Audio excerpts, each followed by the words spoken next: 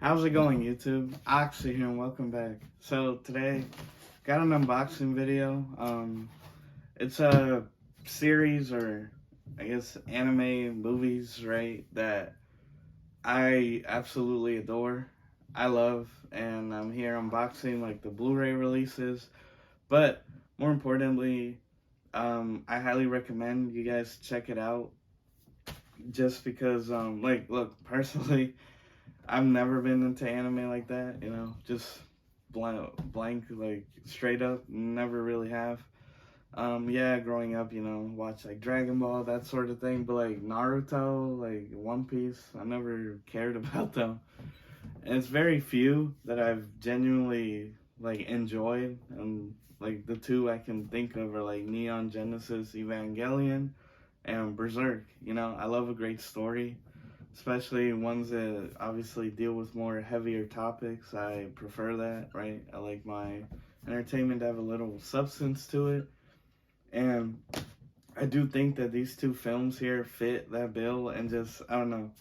I love them, but I'll tell you more about them as we're unboxing them. But yeah, without further ado, let's get into it. Alright, so let's start with the first one. So yeah, these are two movies. They're they're based off light novels, not necessarily manga, by the creator, I hope I'm pronouncing it right, Hideyuki Kikuchi. And yeah, I think there's like over 39 novels now.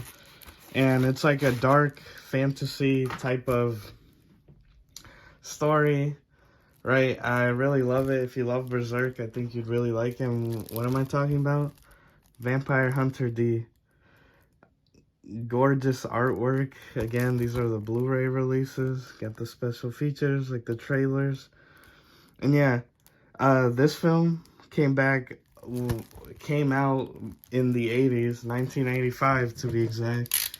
And yeah, I believe this was one of the earliest examples, if not the earliest, in the US of like dark fantasy or like gothic horror type of thing in this medium. And yeah, I mean, here we are, as you can see. It's Blu-ray, got the disc, brand new. And yeah, it's a great film. I watched it on a whim, just like, oh, this looks interesting, up my wheelhouse. And I loved it, very graphic. And yeah, the story, so Vampire Hunter D just revolves around D, our titular character. And he's a Dampier, so half vampire, half human, and he hunts them. He hunts his own kind. And yeah, it just deals with that. But what I love about it is that it's not only like gothic horror, it's also like sci-fi too, because it takes place in the future. Like here, I think it mentions it.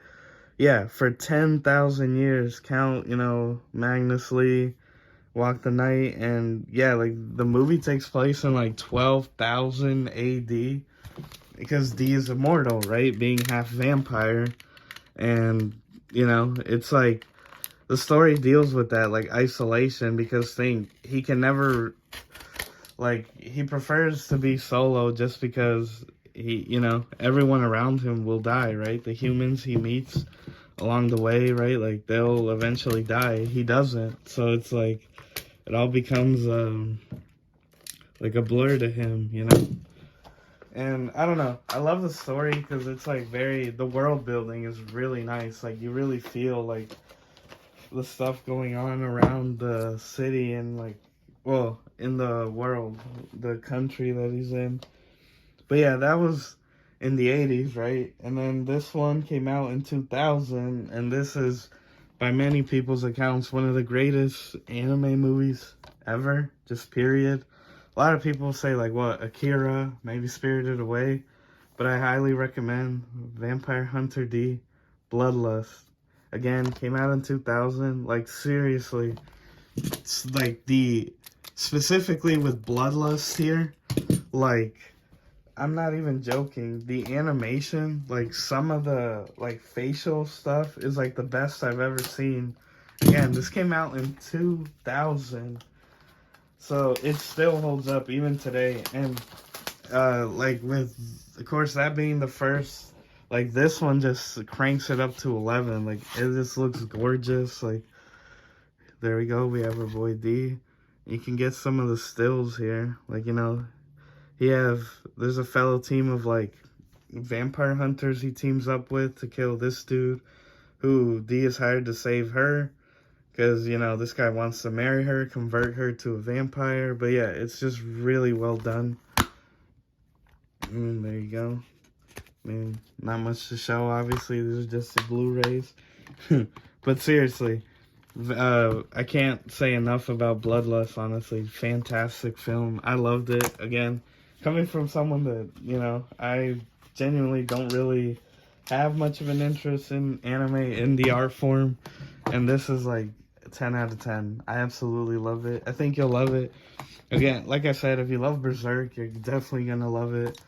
But yeah, Vampire Hunter D, check it out. You know, it's really good. Like, these are the only 2 films, I believe, adaptations that we've officially had.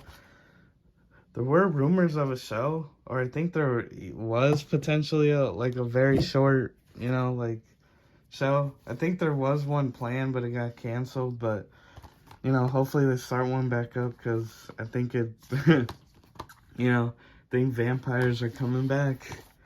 But yeah, really good. Highly recommend it. But let's get to the end recap. But yeah, guys, that's really it. Just Vampire Hunter D. If you've never heard of it, highly recommend you check it out. If I'm not mistaken, these are like free on YouTube. Like, you know, someone uploaded it.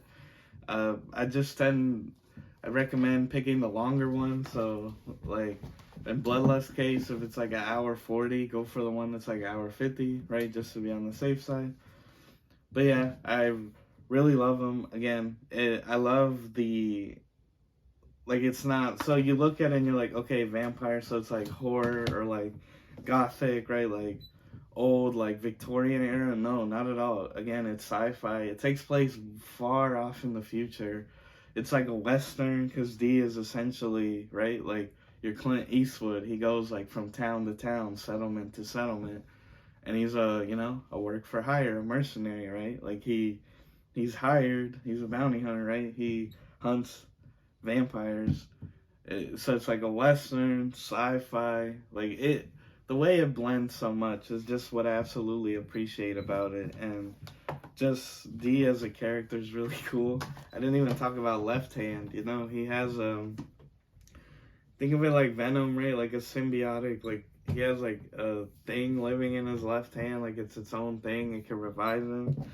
And then D, of course, you know, I mean, it's anime, so what do you expect? It's pretty much implied. It's never outright stated, but you get it. He's like an descendant or related to what they call the great ancestor, Dracula, like the most powerful vampire.